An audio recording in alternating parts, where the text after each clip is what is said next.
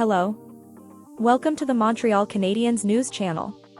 So already leave your like, subscribe to the channel and activate the bell so you don't miss any videos. It's no secret that Montreal Canadiens general manager Kent Hughes wants a third first-round pick in the 2023 NHL entry draft. How he intends to get one is a different story at this point. With so many Canadiens on the shelf, Hughes' hopes of securing one are in serious jeopardy. That's because several potential Canadiens who would otherwise be commercial bait by the upcoming March 3 trade deadline are among the injured. And, as much as Habs fans would love a repeat of an injured Kimmo Timonen being traded to the Chicago Blackhawks before the 2015 deadline for a relatively high dollar as well, that's just not realistic.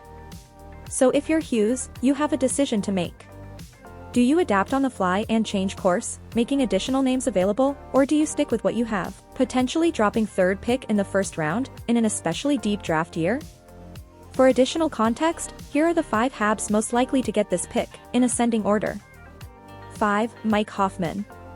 Out of respect for his latest wave of success, Mike Hoffman effectively gets an honorable mention on this list. That's more than can be said for, say, pending unrestricted free agent, UFA, Evgeny Dadonov, who, with just 17 points on the season so far, has failed to make the cut. However, let's call it a sword just like that. Despite scoring 10 points in his last 12 games going into action on Tuesday night, Hoffman is unlikely to be traded, let alone a first-round pick. It's not entirely against the power play specialist. It's more the circumstances, namely his contract and the fact that Hoffman has another year left on his contract after this $4.5 million one. In order for Hughes to be able to close the deal, he would have to withhold salary for the 2 years, severely decreasing the chances of anything being done. It's more realistic that Hughes would give up something other than Hoffman to get out of his contract, like a sweetener, which is far from impossible, as this list will later prove. This is what we call a foreshadowing. The only question is how much Hughes wants out of his contract, as Hoffman, with all due respect to him and what he's accomplished on the scoresheet recently, will otherwise take a roster spot that would ideally go to someone else next season. 4. Joel Edmundo. Defender Joel Edmundson is another name with a term left on his contract. He ranks above Hoffman for his record, with 2 Stanley Cup final appearances since 2019, 1 win. However, he has gone from arguably the most likely non-UFA Canadiens player to be traded to one who is unlikely to be moved, based on how injury has kept him out of action since January 26, having played just 63 games since starting of 2021. -22 due to various illnesses. In some circles, Edmundson is indeed considered worthy of a first-round pick, in a hypothetical trade with the Edmonton Oilers, for example. However, the only chance a snowball in hell will work is if he is healthy. Even if it were, based on our mock deal deadline feature in the proposal, such a deal would favor the Canadiens too much, in all honesty. It's a dream, little more. 3. Sean Monahan. Forward Sean Monahan is another injured Canadiens player who would likely have been on the block had circumstances been different. As a UFA pending, Monahan is probably more likely to transfer than Edmundson, who has 1 year left with $3.5 million after this one. In fact, despite Monahan's much larger $6.375 million hit this season, there's actually a decent chance that the latter will pick the Habs up in the first round. Of course, as mentioned earlier, that's only if Monahan gets healthy. However, there's no denying that general managers tend to overpay on time, and a veteran center like Monahan, who has had a rebounding season, with a chance of his 8th 20-goal campaign, before being injured in December. They are usually worth their weight in gold. At this point though, even if Monahan got healthy in time for the deadline, Hughes would be trading from a weak position. Whatever he gets for Monahan would be worth it, and honestly, few Habs fans could complain, considering he already granted them a first parole, simply for Hughes taking the contract in the first place. Now, Hoffman's deal isn't so bad that Hughes would stoop to such a low to get rid of it. However, the 2 deals present an interesting dichotomy, considering Monahan is far more valuable. With Monahan's contract about to expire, one way or another, he's likely leaving the organization. He is obviously not the only one. 2. Jonathan Drouin. For some, the next day is pending at UFA. Jonathan Drouin leaves the organization cannot come soon, even if he is fast approaching.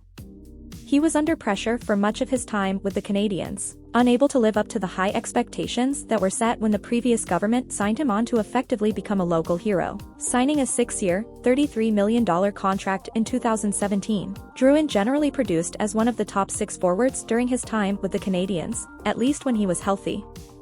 Therein lies the problem, considering he only played 296 games with the Habs in that time. Some pretenders might not be able to ignore a number like that or the fact that he went from a perennial top scorer with 20 goals on paper to one without a single tally this season. Since the start of 2023, however, he has scored 11 assists in 12 games, showing his playing skills. To be completely honest, Drouin is unlikely to get the top spot for the Canadiens, even if he's healthy now. If you had asked someone at the start of the season when he was entering a contract year as a 27-year-old in his prime, you might have gotten a different answer. The simple fact of the matter is that Drouin didn't play as well as he was capable of, jeopardizing Hughes' chances of getting anything meaningful for the striker. However, with 21 points from his last 2 playoffs, 27 games, Drouin at least has a reputation for producing when it matters most. We'll see what Hughes wins when it matters most to the Canadiens, as it's impossible to conceive of Drouin's renewal in Montreal where it really didn't work out for both sides. 1. Josh Anderson. All is not lost, in the sense that the Canadiens arguably have the resources to get a first-round pick if they really want to. Hughes just needs to determine how badly he does. A player like Josh Anderson, in whom there is a lot of reported interest, strikes the perfect balance as someone whose value is relatively high as a top-tier striker with 20-plus goals, but realistically won't be at the end of his 7-year contract and $38.5 million in 2027. Hughes must determine whether or not he envisions Anderson contributing like him to the cause, when the Habs will actually be competitive. Ultimately, however, in Anderson, the Canadiens have in principle a 20-goal striker, who only once scored more than 40 points. It's hard to see him as valuable as he is now, in just a few years' time, especially since, objectively speaking, he's a complementary striker. As a result, there's a case to be made the Canadiens need to trade Anderson now, just as they did last season when their overall point production was actually higher. It boils down to a very simple argument: who is more likely to contribute positively to the Canadiens maybe 4 seasons from now, Anderson or a first-round pick in an especially deep draft class? For some context, the Canadiens have a lot of impact talent on the 22 and under roster. For years from now, Anderson will be about to turn 33. Canadian skaters who are that age or older: Dadonov, Hoffman, David Savard, and Chris Weidman.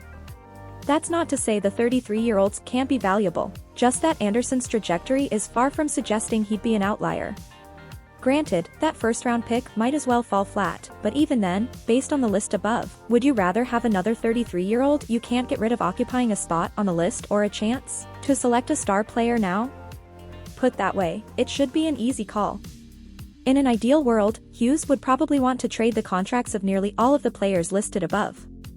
Since Hughes is in the market for that additional first-round pick, chances are good he'll come to the same conclusion if he really stops to think about it. That was today's video, and I hope you enjoyed it. Tell me here in the comments what you think, because it's really cool to know where you're watching my video from and how far it's going. I really enjoy reading comments and replying to most of them. And if you haven't signed up yet, take the opportunity to sign up. See you in the next video.